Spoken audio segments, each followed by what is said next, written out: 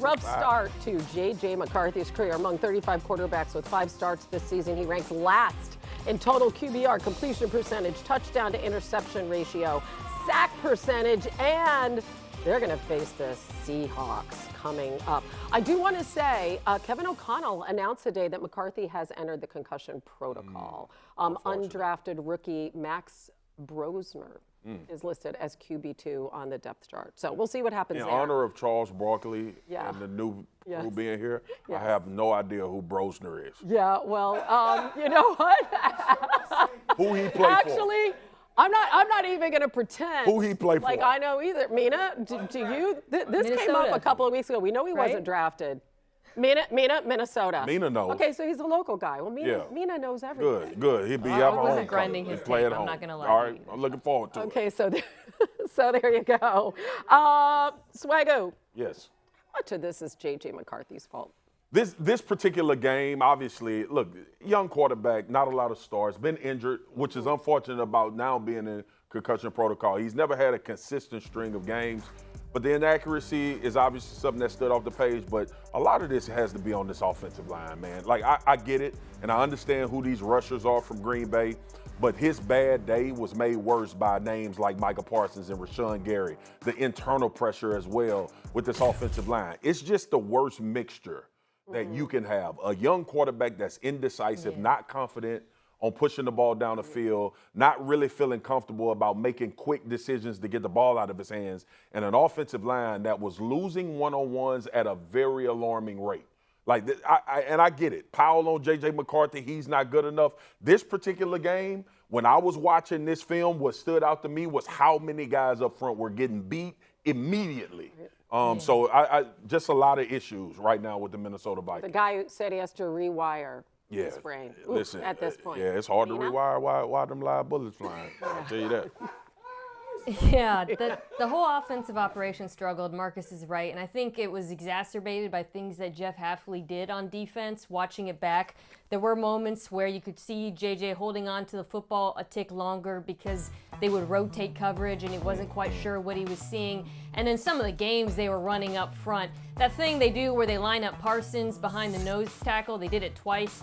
That's demonic. I mean, and it causes the entire interior of the offensive line to wad up, so you get some of those one-on-ones that Marcus was alluding to. Darisaw got singled up and lost quite a few times in this one. They also ran a bunch of simulated pressures that led to them getting one-on-ones. Look, again, like this is an offense that struggled. It's a quarterback that has been inaccurate, but I thought there were things that Jeff Hafley did on defense that made all of those problems worse. And good luck to Max Brosmer. We're going up against that Seattle defense behind this offensive line because they're about to do a lot of the same stuff. Guy we talked about a lot, Shedeur Sanders, getting his first NFL start for the Cleveland Browns, visiting the beleaguered Raiders, who, by the way, fired their offensive coordinator, Chip Kelly. After this one, here goes Sanders. Listen, you see Shedeur Sanders here. He's going to roll and get outside the pocket. This is a huge throw down the field to Isaiah Bond. Even Myles Garrett, the best player in football, was excited on the sideline. He loved it. All right. Love this too, right? Hey, he gets the football out right now, and you're going to see a huge play. Early on in the year, Dylan Gabriel missed a play very similar to this, and sometimes it's good to get the ball in your playmaker's hands and watch I'm going to be real. The tempo on that ball mattered on that long run. Oh, so did this. Lord have mercy. 95, you need to quit. And first of all, I understand why Chip Kelly got fired. Here's Shedeur. One-on-one. Okay, here's Shedeur first. You know, everybody's not in the right. Everybody's not in the best situation, you know, but it's no excuse. You got to go out there and perform. Like, there's no choice, there's no question. Nobody cares if this was 1 week of prep. Who cares? You know, so a lot of people want to see me fail, and that ain't gonna happen. You know, it ain't gonna happen. Well, he gets his second start in Week 13, Dano. Yeah, I think, listen, I'm happy for the young man. There's been a lot of noise around his name. The best thing was there was never a moment when you felt bright lights, NFL, maybe this is too big for Shedeur. I thought when throws were there, he made them. There wasn't a ton of opportunity there. He got the ball out of his hands for completions. I like the way he moved. This is probably one of the highlight throws of the season for the NFL. And I like the fact that the Browns have declared him their starting quarterback. I thought what we saw yesterday was good enough and enough to say, yeah, the rest of I think that's the point. That's the point. Against the Las Vegas Raiders, do enough to get another opportunity to play the next week. And we didn't have those, oh my God, I can't believe he took that sack or that lost play, which was very important. As he said after a week of practice, this is what I did. They host the 49ers next. All right. How about Drake Maye completing 22 of 35 passes, season high 294 and a touchdown. He had a pick six in Sunday's win over the Bengals, but then he came right back with a 70-yard drive, capped by that 28-yard strike to Hunter Henry. So the Pats, they are 10-2. They have won 9 in a row, but here's the bad news. This is bad, right? Left tackle Will Campbell carted off the field. Mike Vrabel saying he can't imagine him playing in that Week 13 Monday Night Football game against the Giants. Mina, how big of a loss is Campbell? This is a big deal. We don't talk a lot about Will Campbell, but he's been such a stabilizing force on this offensive line. There's no doubt in my mind that the Patriots do not regret spending that 4th overall pick on him. And on top of this, Jared Wilson, the left guard, also got injured. I'm looking at the schedule, and I see the Giants and the Bills, and I'm just thinking one thing. Run the damn ball on those teams. Both are very vulnerable in run defense. I think New England has done a terrific job of manufacturing that rushing attack with Travion Henderson in recent weeks, and I think they will have success against those teams if they do so. And the thing is, the Bears just find ways to win. I don't know what it is in these close games. They're actually 8-3, but they've been outscored by 3 points this season.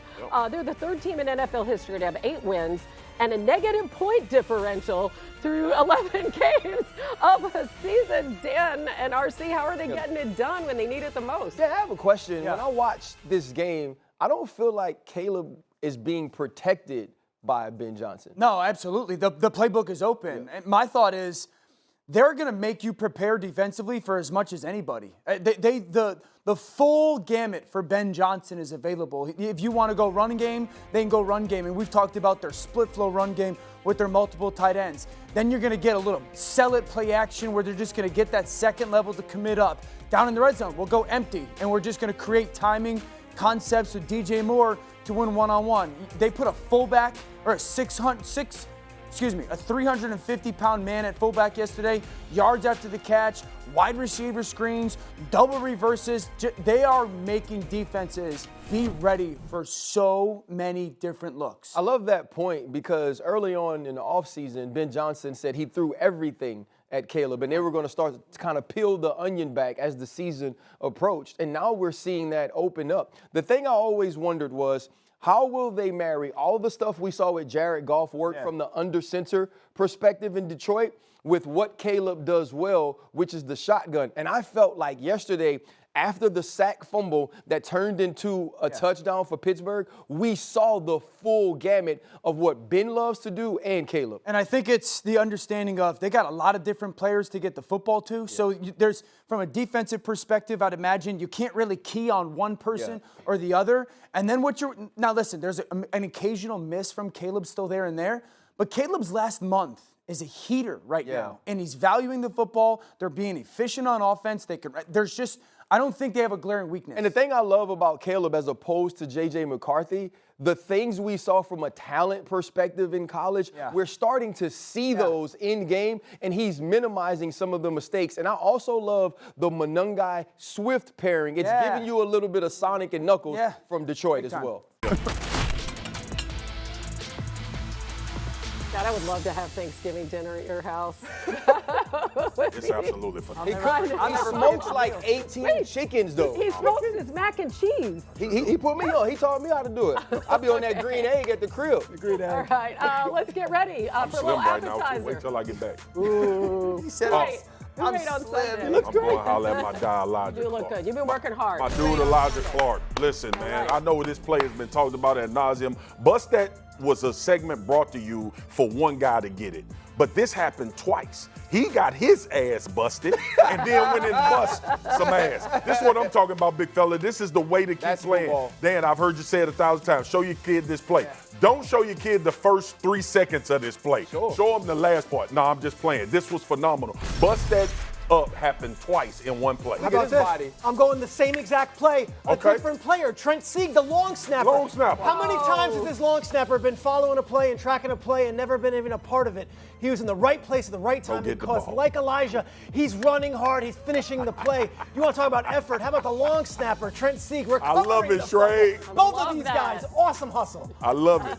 I told this coach I blacked out. This Oh, my guy God. is just so good at football. I mean, JSN on a day when George Pickens was like, hey, I'm the best receiver in football. He's like, let me just pause right now. That's right. 8 for 167, over 20.